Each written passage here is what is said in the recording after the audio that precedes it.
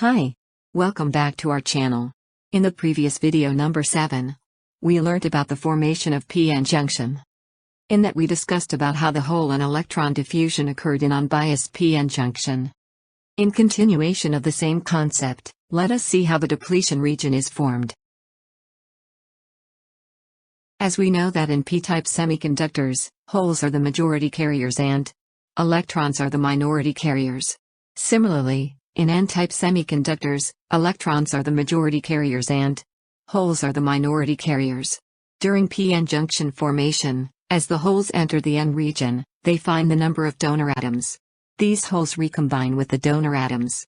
As donor atoms accept additional holes, they become positively charged immobile ions.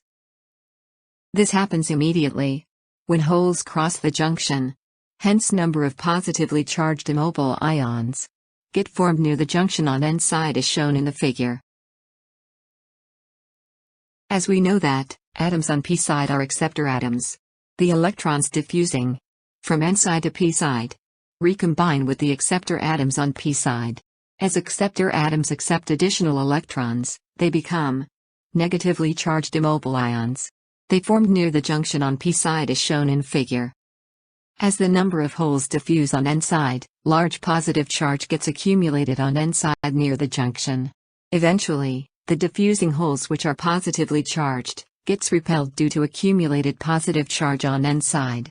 Due to this, diffusion of hole stops. Similarly, large negative charge accumulated on p side, the electron diffusion also stops.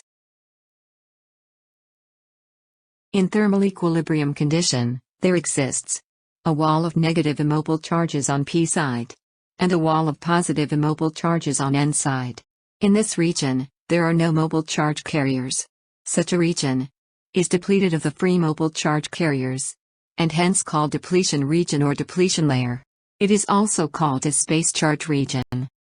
The physical distance from one side to another side of depletion region is called as the width of the depletion region. The width of the depletion region widened up to a point where no further electrons or holes can cross the junction. This depletion layers will act as a barrier. Practically this width will be of the order of few microns. In the next lecture, we will learn about barrier potential. Thank you.